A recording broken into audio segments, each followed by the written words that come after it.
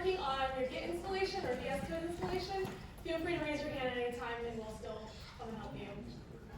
We also have during lunch. If you need more time then, we'll actually start coding right after lunch. So this part will just be lecturing about what is HTML and CSS. And I wish the clicker worked. So let's start with what HTML is.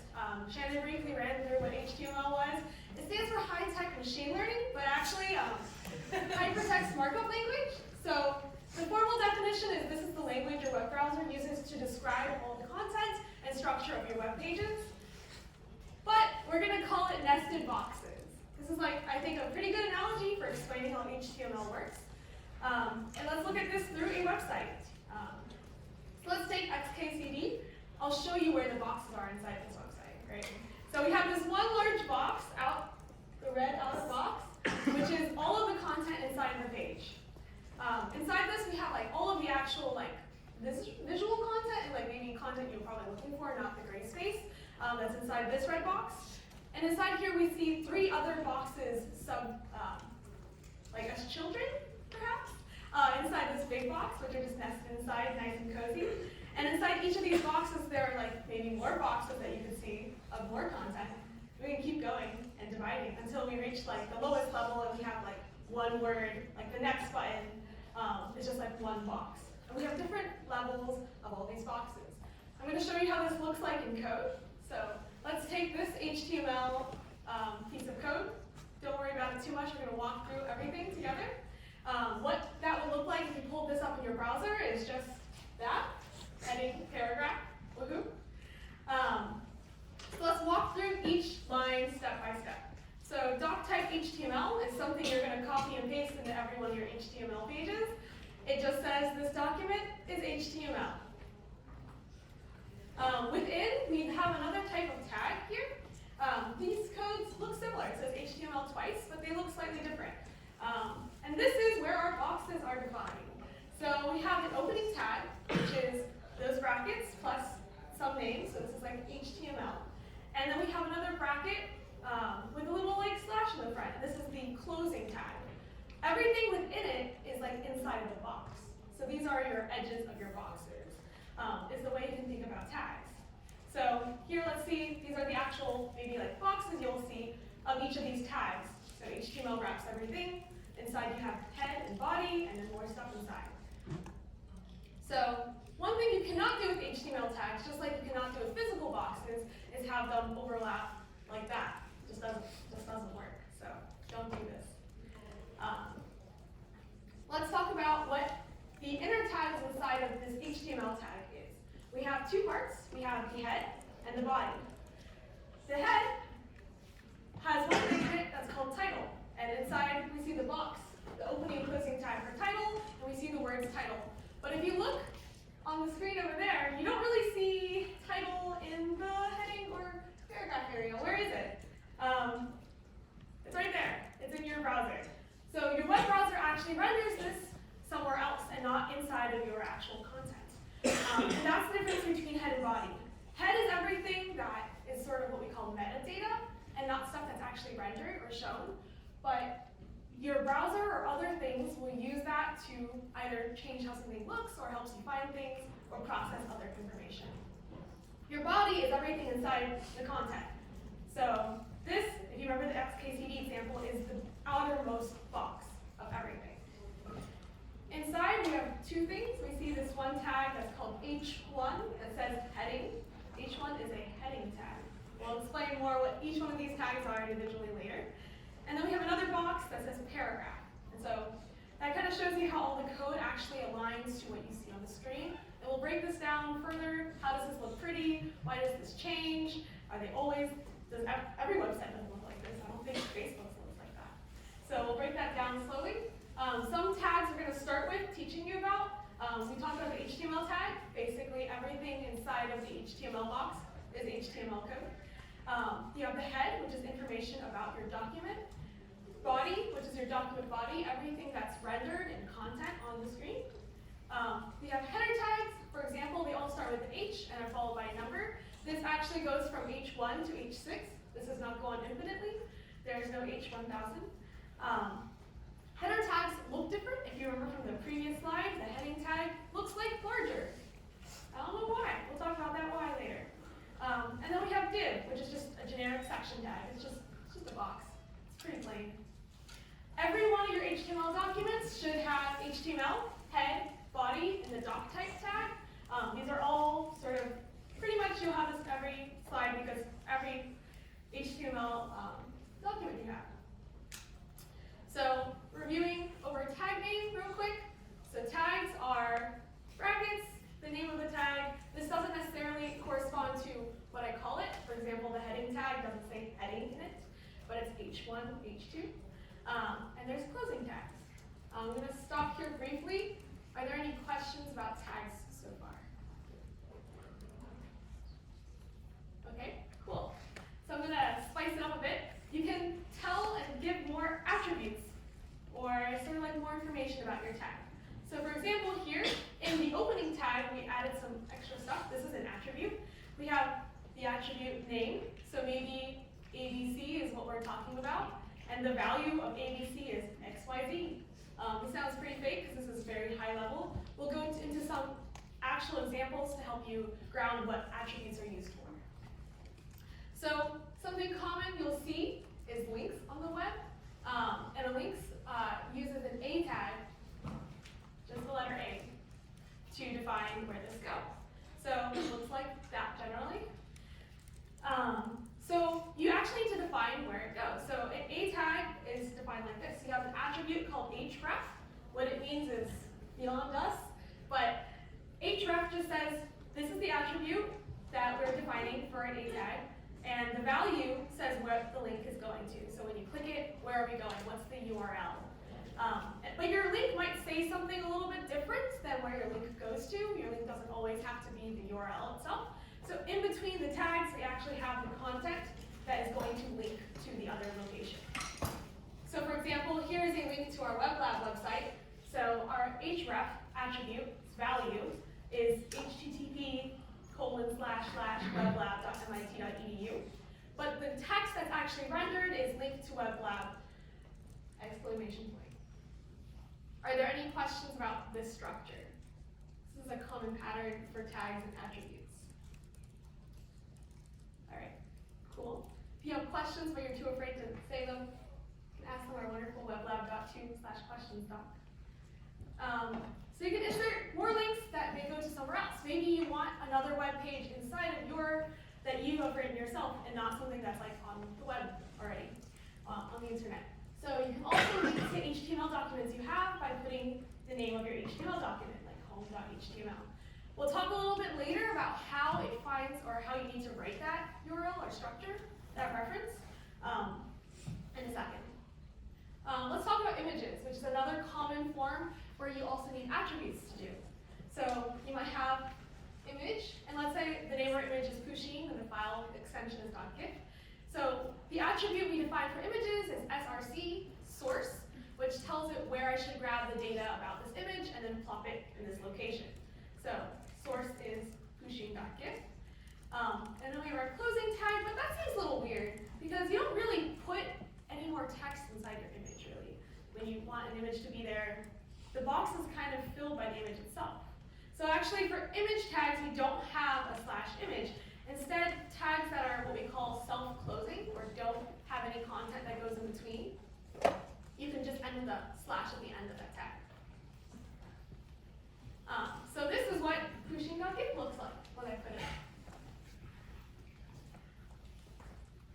But this only works if pusheen.gif is in the same folder as my HTML page, hello.html.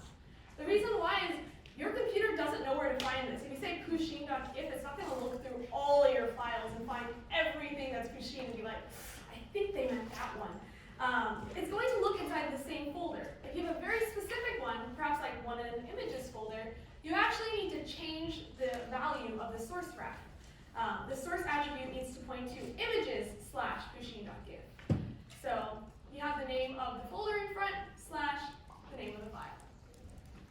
If you have multitudes of folders in between, it would be like images/p/pusheen/pusheen.gif. Then you need all of it. You need to define exactly where to find it because your computer HTML is naive. It's going to look exactly where you told it to look. Now we're going to talk about divs, which are a block section in a document, our very basic friend, who's just a box, if you remember from hello.html. We can add divs kind of wherever. It doesn't change how it looks. If you look here, we have our div, and we're going to wrap our heading and paragraph divs, boxes, and more divs, and it looks the same. This is not just me putting the same image up twice. It doesn't change how it looks. So divs are kind of like this empty thing that you can change how you want it to style, but it doesn't actually show up as anything. You can kind of group things. We'll talk about why this is useful to group things a little bit later. So there's a lot of tags. We went through just a couple, but you probably don't remember them all already, but there's also more. But I'm not going to talk to you about them all because the real way to learn web development is to look it up. Use Google, DuckDuckGo, Bing, Yahoo, whatever floats your boat. You can read whatever they tell you. For example, we look up the span tag, and it says the span tag is like a div tag. It has no meaning at all. And then you might find out sometimes the internet is wrong, but no. We'll deal with that later. You might see this commonly pop up called MDN. If you see MDN when you search up something, this is a good source, credible source. I say it's good, you should use it. You see W3 schools, should take it with a grain of salt. We'll talk about why that is a little bit later too. So that's HTML, the language of boxes. Next, we're going to talk about CSS. Again, this is a high-level overview. We'll dive deeper when we actually start reading code. So CSS is Cascading Style Sheets, is the actual name, and that's not a joke, it's real. It's the rules that tell your web browser what things should look like, because before everything was super plain. It's really just a list of descriptions. So if you look at the Facebook page, this is what it looks like when you pull it up online, maybe like 2 years ago. And if you remove all the CSS or styling, the list of descriptions, it now looks like this, which is the common thing we all look at, right? So how do we get from this to this? That's CSS brings you and does the huge, beautiful glow up. So we're going to make things look pretty with CSS. Let's kind of look at what CSS looks like. You might remember something similar in Shannon's slide. This is kind of the general structure, or like what you'll see it looking like. We'll explain a little bit about the structure right now. So we have the name of our tag, which is what we call a selector, right there. This is what we're going to be describing, followed by a list of descriptions, and each description has a property, so we're going to change the color of this div. And then it has a value, red. So we're saying everything in divs of this selector will have this property's value be this.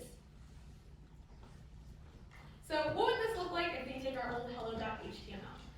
Let's just take a look at just this part. The rest of this code exists. I didn't just delete it. We're just going to look at this because it would clutter a lot if I had everything on the screen. So let's say we want to change the color of something. So I'm just going to put in another div that says info right now, and we'll talk about why I did this in a second. So let's say I want all my divs to be colored red and all these things. Font family, Arial, I changed the font. Font size 24 point. It is specified exactly how big it is. This is how I would do it. And then when you apply the CSS to it, it instantly looks different. Wow. But we can also do things like classes. Like, what if I only wanted info to be red, or only wanted the paragraph to be red? How would we do that? Well, we can add something called a class to it. So this is another attribute, the attribute class, and I gave it the value info. What I can do is I can select for that. So I change the selector of my CSS to be .info. All classes are selected by a dot, and then the name of the class, follow right after. So now only things in my HTML file with the class info are going to have this specific set of descriptions applied to them. But we can also use another selector, which is called IDs. You can select this in the HTML by doing ID and setting that to anything you want. But it should be something unique. And the way we select for that in CSS is hashtag and then the name of our ID. And then only things to that ID are going to be that. Are there any questions about that so far? Yes? Why would you use a class and not an ID? Perfect segue!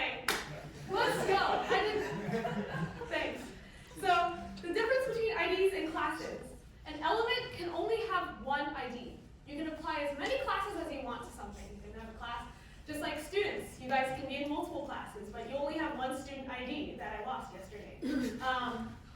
So you can apply this by saying ID equals this is an ID. But if you want multiple classes, you put spaces in between their name, and now it has class 1, class 2, class 3. IDs must also be unique. Given any document, if you have 2 things with the ID unique, it's going to be like, huh, that wasn't unique. 2 things have it. Just like students can't share IDs. That's kind of weird. If you had the same ID number as somebody else, it would kind of ruin the point. But you can give the same class to multiple elements. So just like you guys are all in this class. So multiple things can look the same. And this is the syntax again. To select for an ID, use the hashtag, and use a period or dot for the class name. So the reason why you might need to do this is you might have a style that you want to apply to many things. Like I want many things to be red, so I give it all the class red. But I can't do that with IDs because I can only make one thing look like that. So in general, though, I'm going to tell you to use classes for CSS styling. More often than not, you probably will write your CSS style in mind for like just one thing, but then realize you want it to apply to something else. So just use classes. There should be really no reason to use IDs. It's more useful for other things that we'll talk about later as well. Any other questions about classes and IDs? Yes? Yeah, so what happens when you use multiple classes for something? Say you have 2 contradictory features, like one class has white text, the other has black text, and then you define something as both? Yeah. So no, it doesn't mix. What it does is it takes the first class. So you write in one direction, right? So whatever class is defined first actually takes priority. It's a little weird. We'll talk a little bit more about scoping in advanced CSS, but just know that you might have conflicts when that happens. If that happens, it probably means you probably should not apply all those styles to the same thing. Yeah. Good question. Any other ones? Okay, one important concept that I'll talk about, I'm teaching you a specific coding style of HTML and CSS. We have all decided and talked about different styles of coding that are out there, and we are teaching you a specific one. So take everything we say with a grain of salt. If you're interested in learning other things and the pros and cons of it, you can find us, or you can also look online. But one thing that I'm going to teach you is that tags, such as H1, are basically the same as divs, except for they have styles. So if you remember the heading and paragraph example, I didn't add any CSS, but their heading already was a different size. It was bold, but the paragraph wasn't. So a lot of these tags, these are like their default settings that come with this tag already. I'm not going to go into explicitly what these are, but you can look them up. And the paragraph tag, which is what I did not use, also has this style. You'll see paragraph tags when you Google things on the internet as well. But paragraph tags have extra styles. And so the reason I choose to use divs is because it makes it easier for us to style, and I don't have to overwrite existing styles. For example, as the question that was mentioned earlier, the div might already have a style of like, this is fake, the div might have color red, every div looks red. And I don't want that. So then I would have to write a specific style that's like div, color black, and to overwrite default things. So div, the one that I choose to use instead of paragraph, has less default styles, and so you have less of a chance of needing to overwrite anything, which is why I use that. So you can build a web page basically using just paragraph and H1 divs and then override the styles if you don't like them. Or you can build your website entirely out of divs and just create CSS rules for classes and apply classes to divs. But in reality, you'll probably do something in between. And common practice that we see out there is using tags like H1 and using divs, but not using the paragraph tool. Paragraph tag, the reason for this is some tags are actually parsed differently. So accessibility, heading tags are actually parsed differently by screen readers for people who are hard of sight. But paragraph tags don't have extra things for them. Paragraph tags are basically treated the same as divs. So I find them easier while still being accessible to people. If you have more questions about my opinions on that, find me after class. I'm happy to talk about it. So let's how do we combine HTML and CSS together? Like we mentioned earlier, we had to add an image. We had to point it directly to the So we need to also point our HTML directly to the style sheet we want it to have. This is how we do it. We add another tag in the head, because we're not actually trying to render this word, link, etc. stuff. We're just trying to reference this. So link, we call it a style sheet so it knows what type of link we're giving it. And then we set the href exactly to where our style sheet is. So styles.css would have to be in the same folder as hello.html. If we wanted it to be in a separate folder or something, we would need to go reference the folder exactly. In conclusion, HTML is a bunch of nested boxes. CSS is just a list of descriptions. And a description in the CSS affects boxes in the HTML. And we're going to be using this powerful magic in workshop. But we're going to first take a break. I finished faster than expected. We're going to have lunch soon. But first I'm going to take questions, and then I have an announcement that you'll need to know before we can do lunch. So first, any other questions before? Yes? So why is it when we're getting the link to our style sheet that you use href instead of src, as was the case with images? That's a good question. The best answer to this is very in-depth, so the people who wrote up the standards, I don't know why they're different. I think it has to do with exactly why they're named href in source. I don't have the answer off the top of my head, but yeah. A lot of these things you'll end up Googling and copying and pasting and just memorizing in the end anyways. Other questions? All right. Oh, yes. These slides are online, right? Yes, if you go to weblog.mit.edu/schedule, if you look for this lecture, you should see an icon that looks like an Adobe Acrobat thing. If you click that, it'll lead to this slide.